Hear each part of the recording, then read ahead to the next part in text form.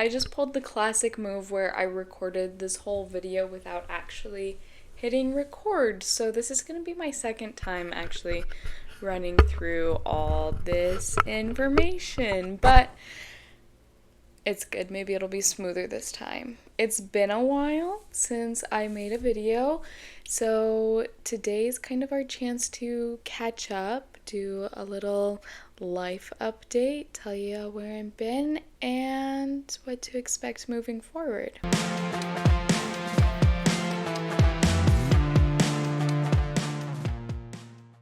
June has been the most transformative month of my life in a really long time, at least a year.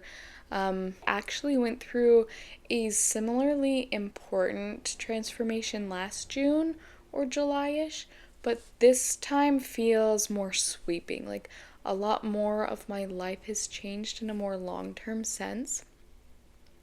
So last time we spoke, I was talking about how I'm treating my business like a science experiment and kind of like it's my life's work as an artist to figure out how to make this creative career work for me. Which means I have to do a lot of experimenting, I have to do a lot of trial and error, I have to record my findings, I have to keep like a long-term perspective on everything.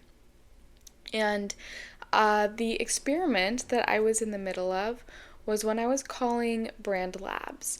My idea behind this was that there are lots of people who are building businesses who have the skills and the vision to make their own brand but don't necessarily have the expertise or the confidence. So this was meant to be a mentorship, a group mentorship where we would like meet in a group and I would teach everybody how to design their own brands. I would collaborate on the designs with them and give feedback and just make sure everybody walks away with a brand that is beautiful and functional and professionally designed, but that they can say they did it themselves and they can repeat the process for any future projects that they have that needs branding. And unfortunately, it was a flop. I had 0 signups, which was a big bummer because it felt like I had researched this really well. I had done my best to promote it and to, talk individually with all the people who were interested. There were lots of people interested, and everybody just had their reasons that it wouldn't work out for them to join the mentorship. And I think when I was younger, I've had a lot of failures in my businesses. I've been doing stuff like this for almost a decade, and in the past, I would make this mean something about me, that I was not good at creating offers, or I was not good at selling, or nobody wanted my stupid, stinky crap, or that I just wasn't good at business. And now with a little more age and a little more perspective, I know that none of those things are true and that failures are just part of the path. And I did have to take some time to grieve it because I thought it was a great idea. I thought for sure I would get a handful of people who would sign up, and I thought I'd be spending the entire month of June in this really cool container with really cool people building really cool brands. And so I had to shift my whole mindset of what my month was going to look like in terms of time spent and also in terms of income, right? So after this failure, there were 2 things I needed to figure out. One was how I was going to make money, because even if I had not sold a lot of spots, if I had sold the minimum that I thought I would have had income for a couple months. And the second thing I needed to figure out was how to transmute this failure into a future success somehow. So first things first, I got a job. Meeting my base needs is non-negotiable. It used to be. I used to be very scrappy and I would just wing it and I would hope for the best and I would go hungry sometimes. I would have bills unpaid. At the level I want to function in my career now, I have to have those needs met. I have to feel supported. So I got a job, even though it was not in the plans to get another job so soon. I had been dreaming and thinking for a while that my ideal part-time job would be a spa receptionist because I had been mostly working in either retail or restaurants as my part-time job to supplement this career whenever I needed or wanted to.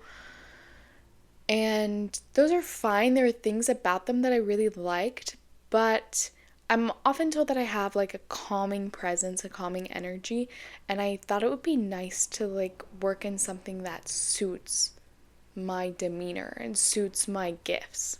So I kind of had it in the back of my mind that working in a spa would be cool. So when I saw a local spa posting on Instagram that they were hiring someone, it was right around this time. I sent in my application. I had a great interviewing experience and I was hired. And working at this job is changing. It's been very paradigm shifting for me because I've always had this idea that because of my autistic traits or just my personality that I am simply not suited for employment, and that I kind of have to create a creative career almost from this like victim mindset of like there's no other way for me to feed myself. And it did take time to find a job that suited me so well. Like from the first time that I thought, hey, maybe I do want to be employed at least some of the time, at least part-time, to now having found a job that seems like a really good fit, it's been years. So I'm not saying that it's like easy to find, but if you're like me and you think that you can't be happily employed, I just want you to remember that there are millions of companies, millions of different people and groups of people you can work with, millions of different things you can do, millions of different pay structures and schedules. And if it's something you want, then just like manifesting your dream business, you can manifest, you can call in, you can find a job that suits you. And I think I have done that. I really like this place. I really like the people that I work with. I feel like I've connected to them in a way that I haven't at any other jobs. The environment really suits me, and this is really important. People don't realize how sensitive they are to working in beautiful environments, but everybody is. I just happen to be more aware of it than most. But the architecture of this place is beautiful. Obviously, they're cultivating like a good atmosphere in terms of lighting and fragrances and decor because it is a spa and the guest experience is so important, and I just kind of get to enjoy that environment just as a bonus as an employee. The amount of hours that I'm working is just enough to cover my bills and leaves plenty of time for me to take care of myself, take care of my home, take care of my body, and to work on my creative pursuits. That's actually why we're in a different kind of environment than we are from my previous videos, because I'm working night shifts, which is really great for my energy levels. I am more of a night owl, but it's taken me a second to adjust to the new schedule and think about how I want to do my recording, because I had been doing it at night. At least all my favorite videos have been recorded at night because I like the studio at night, I like the lighting in there, I like my energy at night, and I wasn't sure how to start recording during the day, which is my free time now. And I don't like how the studio lighting looks at this hour, so that is why we're in my bedroom and we're trying this out, and so far I think I like it. So besides the new job, the other thing that I'm adjusting to is pet parenthood. About a month ago, I adopted a sweet angel from the shelter. I named her Sunday. Sunday! When I got her, she had a little bit of goop in her eye, and we asked the vet there what that was about. They said that she had been sick and that she had been treated and recovered, and this was just kind of like a lingering symptom from having been sick. Unfortunately, that did not end up being true. Her eyes got infected. We brought her to multiple vets. She got misdiagnosed a couple times, and it progressed into eye ulcers. I've been to the vet with her at least once a week since I got her. It's been very time consuming, very stressful, and very expensive. But when I first saw her, I felt so connected to her, and I knew that she was my cat. That her whole health ordeal. Wow, that was hard to say. It feels like a divine assignment. I think if she had stayed and gotten this sick in the shelter where it was already overcrowded, they may have put her down. I think it's very possible she could have gone to a home where they didn't have the resources or the capacity to care for a new animal at the level that she needs. So I think there's a reason that she came to me, and I'm kind of just taking it as an opportunity to become the kind of person who can handle it. As I'm driving her around and juggling these medications, at one point she was on 6 different medications, I can feel myself expanding into the kind of person who can handle it. And that's been very confidence building for me. And also, she's amazing. She's so affectionate. She's so compliant with her meds, even though I am like taking her face and holding her eyes open and putting drops into them multiple times a day. She still is very sweet with me. She still is very cuddly. She still just wants to be pet and played all the time. She's my cat, and she is growing my heart. Sunday! So, there's Sunday. Sunday, do you have anything to say? Sometimes I try not to photograph her, show her too much, because her eyes honestly look kind of scary. But she's making some small gradual improvements. At this point, she has about 2 weeks to lock in and recover before they make us see an ophthalmologist. So obviously adjusting to all that and handling all that has been stressful, and it's why I haven't been making videos, yeah? But I feel like I'm starting to adjust. I feel like I'm growing and expanding to be able to hold it all, and I just miss this space so much. I think YouTube and this YouTube channel is my favorite place on the internet right now, and I've been thinking about what I want to tell you all when I came back and started making videos again. And yeah, it's just like a relief to be able to say this to you all. The other thing that's been really fun and challenging is being a brand design mentor, because my solution for recovering from this failed launch, was to open up a one-on-one spot for the same price to just one person, to go through the plans that I had for the program that was supposed to be 10 people, just doing it for one.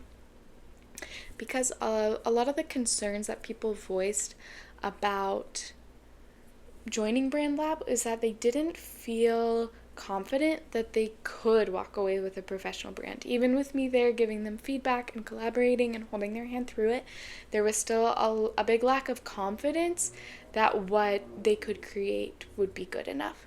So I thought, if I can just do this with one person, then we can prove that it will be good. Basically, we can actually have an example of what you would walk away with. So next time I want to launch Brand Lab, I'll be able to say, and this could be your finished project from this person who had no design experience, from this person who says he lacks vision, he's not good with the visuals. This is how good he did, and he is doing amazing. I'm working with Emilian Dobrev. He is an exceptional astrologer. Actually, he did a reading for me before we started working together. He looked at my chart. I'm in my Saturn return, which might be evident from everything going on in this video, but he was just very helpful in everything he broke down and all the connections that he helped draw. He's unusually visionary in his approach to astrology and in his approach to his business. The way he teaches astrology unlocks this kind of calm state of understanding yourself and understanding the world. So I taught him how to do my mood boarding method, and the mood board that he made was so epic and grand. It had like this fairy tale element, but less fantasy and more just like ancient prophecy. It's just stunning. And then I taught him how to make logo sketches. And these are the logo sketches that he came up with. These aren't meant to be finished logo designs. These are just meant to communicate an idea of a layout, of symbols, of fonts.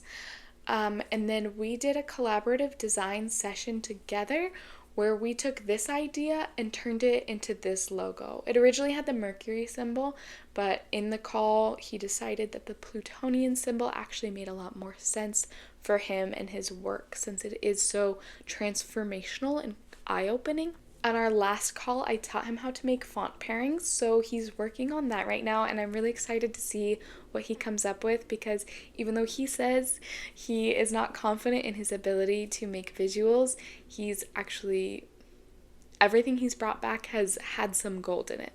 We're also going to be working on creative direction for his first photo shoot and his website, and yeah, I just feel like things are going the direction they were meant to go. And I'm learning a lot about how to be a better teacher and a better mentor, and how to structure this mentorship for when I get to do it in the group setting that it was originally designed to be in.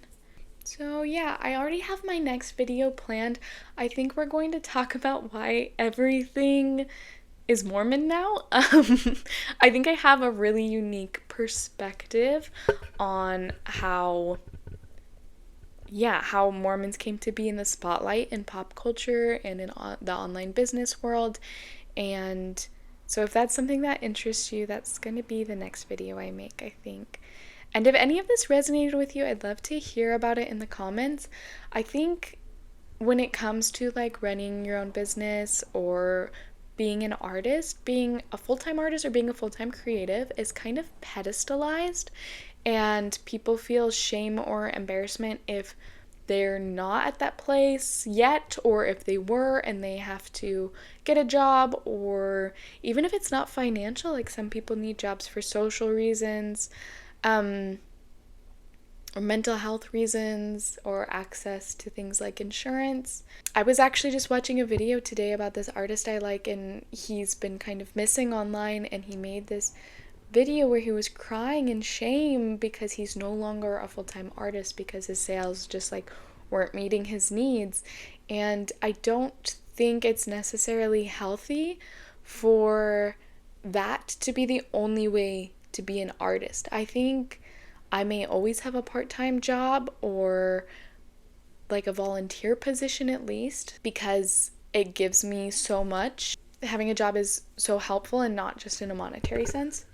And I just like to consider my life as an overall whole.